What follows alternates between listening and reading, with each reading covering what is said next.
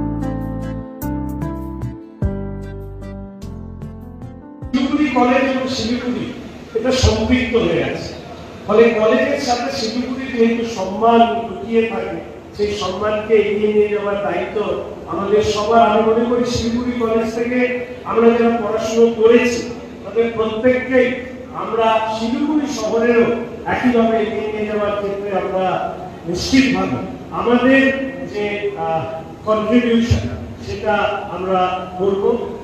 সৌভাগ্যক্রমে সেই সময় স্যার আমাকে ধরে নিয়েছে। এক সময় বোটানি পড়াই, প্রায় মাইক্রোবায়োলজি 15-16 বছর আমি শিলিগুড়ি কলেজেই পড়িয়েছি। ফলে সেই ক্ষেত্রে ছাত্র এবং পড়ানো দুটোরই অভিজ্ঞতা কলেজের মধ্যে আছে। তাই শেষ করবো একটা কথা বলে, স্যাররা আছে, সবাই আছে, আমরা একসাথে একটা অন্তত আওয়াজ দিতে পারি, Siliguri college hit hit hit hit hit hit. সবাইকে ধন্যবাদ।